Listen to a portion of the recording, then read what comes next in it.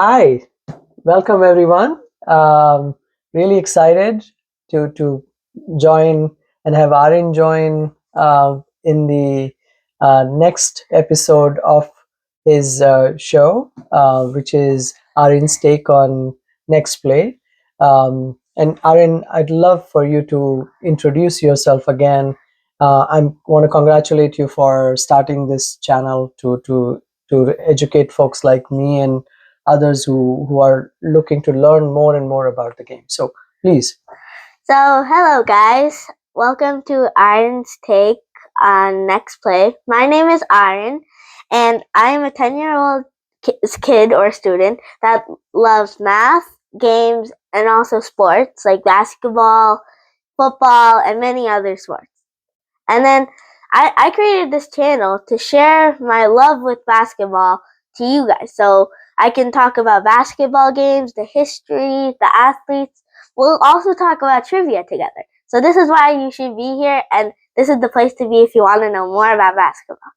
So this channel is also going to be focusing on last week's games, upcoming games, and like predictions. And also, I will try to simplify the games to people and make it fun to people that don't know much about basketball. So I'm gonna make this channel as fun and entertaining, but also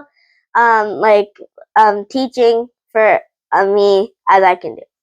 That's great, Aaron. Thank you for just providing the viewers. I know you did an intro sort of about your channel last week, and now we are starting out as the season's really picking up. So excited to sort of get into the specifics.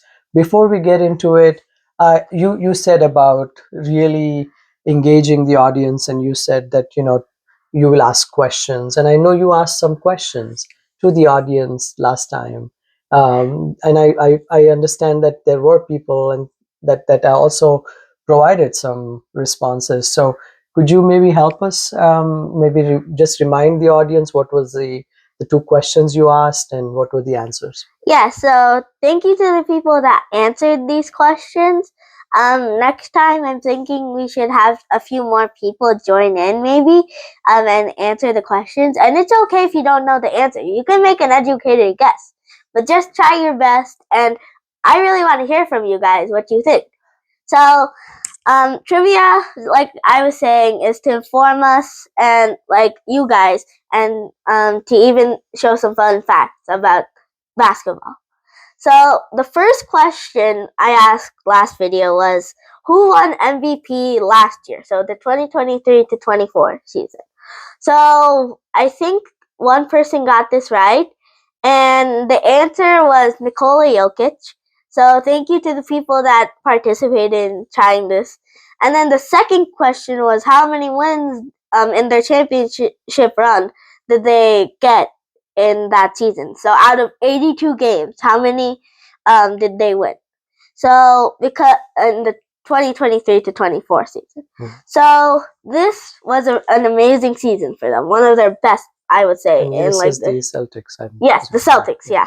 Yeah. So when they started, they had 64 wins and 18 losses, which is really amazing for a team to do that. Like no one has done that. No one even reached almost like 60 games last year for a win. So the Celtics won 64 games, which was the answer. I know someone guessed 50, and that's really a really good guess because you got really close to that. And thank you again to the people that participated and tried their best to guess. That's great. Yeah, I think again, it's again, as we learn about the game, we will also do our research. So Yeah. thank you for again, asking these questions. They help everybody to learn stats about the game that or this, and also the teams that people know, love, follow. So again, I hope you will ask questions about different teams. So this is great. So I love to now get into the details, specifically about last week's game, and maybe in the, later on, tell us also how you see the games progressing. What's your prediction? Maybe so. Please. So last week, so sometimes when on this channel, I'll be doing sometimes 1, 2, 3, or maybe more games. But because this is the start of my channel, we're going to do one of the games I saw that really stood out to me from last week. So it was the Los Angeles Lakers versus the Chicago Bulls.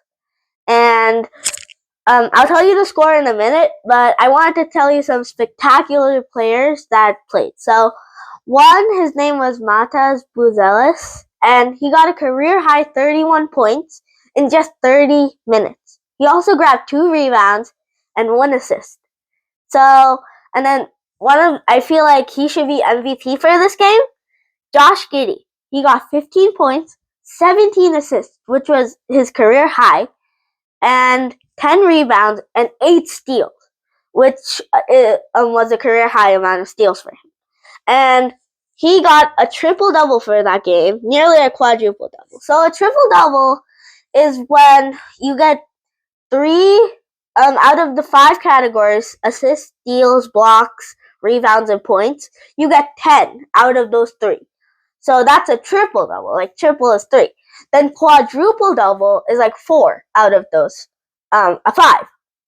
So that's a really hard achievement, and he nearly made history. So if he just got 2 more steals, he would have got that quadruple-double, and the first player to do it in after more than like 27 years, achieved by David Robinson, and I think it's only happened around 4 times in NBA history. So that's amazing.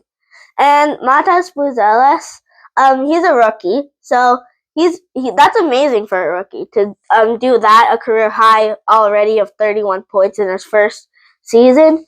But I feel like the way Chicago won the game was because in the fourth quarter, I feel like they really took off because they had a 42-26 run in the fourth quarter, and even 91 points combined in the third and fourth quarter. They only scored it's still a lot, but they scored 55 points in the first 2 quarters.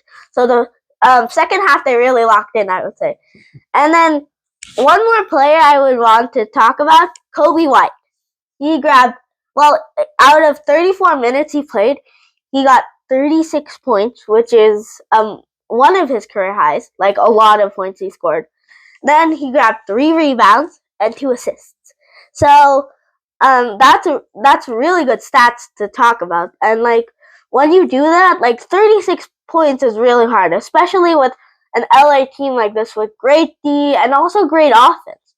And 8 players on the Bulls scored 9 or more points. So 8 out of those, probably almost all of them that played got over 9 points. And for 3-point shooting, the Bulls were 19 for 41. So that's around 46%. And then the Lakers were 17 for 41. So they both took the same amount of attempts, but the Bulls just made 2 more threes. But Lakers did excellent there with also around 42%, 41 and a half.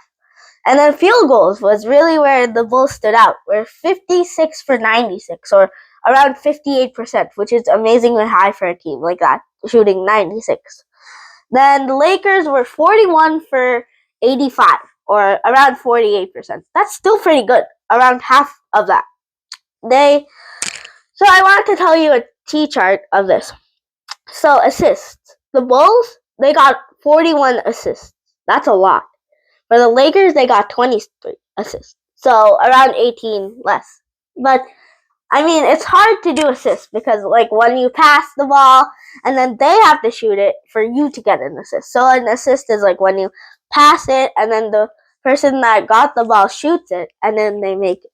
So that's how Josh Giddey got his 17 assists, which is amazingly hard. The record for that, I think, was around 30 by, I forget his name, but he was really good on the Magic. And then free throw percentage, 15 for 20 for the Bulls. That's really good. So 75%. And then for the Lakers, it was 16 for 22, or 72, around 73%. For rebounds, the Bulls and Lakers got a little kind of close actually, where the Bulls got 10 offensive rebounds and 32 defensive rebounds. So that's around 42 in total rebounds. For the Lakers, offensive rebounds was 9, so it's only one away. So they really kind of got close with that. But for the defensive rebounds, the Lakers got 26. So with a total of 35 rebounds. For blocks, this is also where the Bulls come in with their great defense. So the Bulls got 5 blocks, which is quite a lot, and the Lakers only got 1, which I honestly, in my opinion, I'm really surprised with that, because the Lakers are so good with their defense, like LeBron James, those tall players like Hayes, and all those people. They even can steal, and it's a little surprising to see only 1 block in those 48 minutes. But also for steals, just like Josh Giddey getting his 8 steals, they got the Bulls in total got 17 steals, and somehow Josh Giddey basically did as many steals as the Lakers team combined, with 8 steals. For turnovers, this is where the Bulls were like not as clumsy, I would say, where like they only got 10 turnovers in that game. And then the Lakers, this is probably one of the reasons they kind of lost to this. So they got 21 turnovers, which is a lot. And then points in the paint really stood out with the Bulls. 74 points in the paint, which is, as you were thinking, probably a high score, you're guessing, if you're making an inference for that. And the Lakers still got a decent amount with 42 points in the paint. And both teams got 16 fouls, like committed. And so the Chicago Bulls won this game, and the score was 115 to 146. And 146 was for Chicago was the most points scored in a game for the Bulls this season, which is 146 is amazing. Yeah. Like a lot. So, and Lakers got 115, which is actually pretty fair. Yeah, I mean, against a good team like the Lakers, to especially score such a high score. Like Luka Doncic got that trade. Yeah. Now they have different players like Dorian Finney-Smith, with D'Angelo Russell getting traded from the Nets back. So it's been a little tough for them, but currently they're playing against the Magic, and I'll let you guys know about that. So from this game, I actually have one trivia question for you so far. My trivia question is, where was Josh Giddey born? That's great. Okay. I'll give you a hint. This, I would say it's a country. It's also a continent. So, and it starts with A. Okay, great. Yeah. And I would say MVP, obviously, for the game was Josh Giddey. Mm-hmm. Okay. Amazing stats. That's great. He made history. Yeah. So, do you see the trend that the Bulls will continue to play well, or is it just a one-off? And is the Lakers are, I mean, they're a great team. Yeah, they're really good at passing, sharing the ball with others. But I think Chicago probably might have won because the coach gave more minutes to some players than others, and some of the Lakers players, I forget the names, but I think a few of them were out in that game, which made them a little bit harder to do that. Same with like many other teams. When they lose a star player, it's really hard. Yeah. That's great. Thank you for just going into details, specifically about a game that probably stood out for you. But in terms of the overall last week's games, how are things progressing in the season? Can you maybe briefly speak to the games that are coming up or exciting this week that maybe you are going to look forward to, or any other thoughts? So I think there's around 3 more games today or like tonight, and there's around 10, 11, or 12 games for every team. And I feel like everyone has really improved in their season because the Pistons were 14 wins and 68 losses. 33 losses in a row. That's really sad, and people are like, sell the team because of this. But now, I don't think that should happen because they have now Malik Beasley. Now Cade Cunningham is probably almost nearly in his prime now. And then we have other guys that can even play defense. And Malik Beasley has just had his season. Like, he's been scoring so many points. Like, it's crazy how you think about it. Like, he, even against the Celtics, they lost, like, by 20 around, which was crazy. Because it was really Malik Beasley taking on the show. That's great. Thank you. So from here, do you have any more trivia questions for the audience? Are you going to talk more about the any more details on predictions, or what?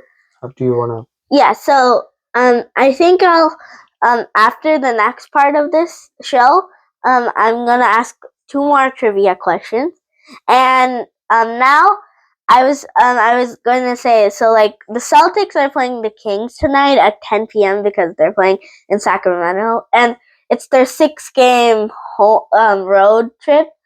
So and they're coming back for a home game on April 2nd against the Heat. So they're playing the Kings, which they actually got beat up last time they played, 97 to 114 for a loss. And it was, now that they have DeMar DeRozan and like Zach LaVine especially, that's just a crazy duo. And then De'Aaron Fox got traded, and then now that's why Zach LaVine's there. And then also Dominitas Sabonis. He's amazing. He can just rebound. He can even shoot sometimes, like when he is having his nights and he tests. He's good. So um, he even had his dad, and he was amazing. Also, he was 7'3", and then Sabonis right now I think is around 6'10", which is really tall. So he is so good at grabbing rebounds. So I think he's almost number one in rebounds per game. So they have so much talent in their team, and they have like Noah, like they have I forgot his name, but like, oh yeah, Trey Lyles and many other people, like even Keegan Murray. So they have a lot of talent on their squad. And just in a minute, we'll do predictions. So. Okay, that's great. Thank you. This is super helpful.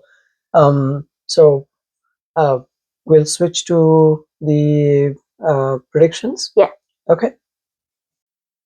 So, Aarin, to this fun part of the prediction about the upcoming game tonight, uh, I think, can we maybe make some predictions, and hopefully the audience will participate if they are able to, and maybe you can also ask about some trivia, in addition to the game prediction. Um, would you like to maybe speak to some of the questions that you want to cover in the prediction for the Celtics versus the Kings game tonight? Yeah, so before we do this, I just wanted to tell you the injury report. So for the Celtics, Jaylen Brown was told he had a bone bruise.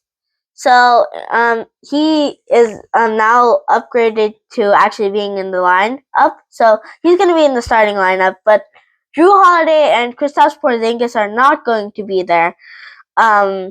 For I don't know why, but so for some reasons. Okay. And then Sam Hauser has some stiffness in the back. Al Horford has a toe injury, and then Xavier Tillman Sire is with the back. So, and then for the Sacramento Kings, it's not really anyone, just McDermott. I forgot why, but yeah. So it's not too many people for this, but some of the starters, two of the starters, and Okay. main people. So those are that sort of helps to understand like if the prediction can swing one way or the other. Um, for the prediction, what are the things that you predict for tonight's game? So there's going to be three parts, three questions. One will be who will win. Two will be who will be MVP in the game, and how many points will each team score? Like, what's going to be the score at the end? Okay. So first, if you guys can want to comment down your answers, that would be great. And if you want to, so let's start with the first question: who is going to win the game? So I can go over. Yeah, you can go first. My prediction is the Celtics will win tonight. Same here, because I'm really biased. I love the Celtics so much, so I had to say the Celtics there. Okay. And then who will be the MVP? If I may go again. Yeah. My prediction is Tatum. Yeah. Sorry, will be the MVP. How many points do you think he's gonna score? I would say 40 points. Oh wow. Yeah.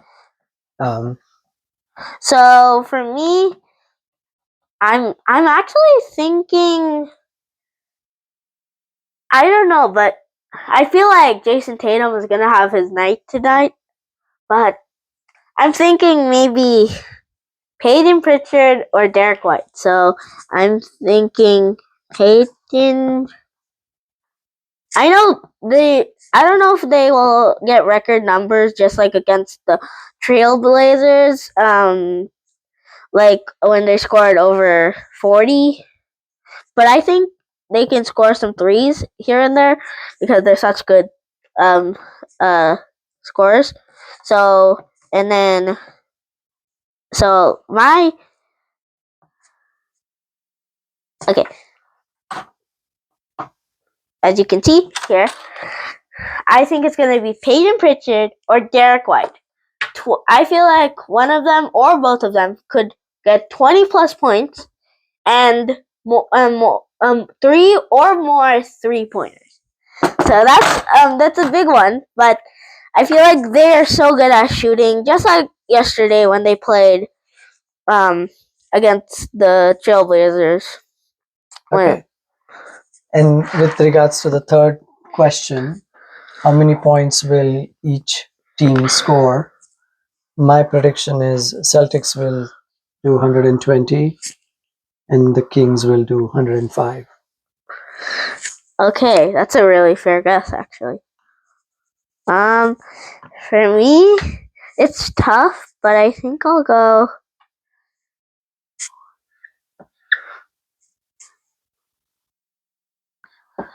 I'm thinking 117 to 125. So the scores. Is it the Kings will win? No, the Celtics. The Celtics will be 125 to 117. Okay. Okay, great. So we'll see. And so thank you. Do you have any other trivia for outside of this game? Or yes, I had one more question to ask you guys. If any one of you live in like California or Sacramento, it could be nice if you could try to answer this question. What is the arena of the Sacramento Kings, like the Sacramento Kings arena called? What's the name of it?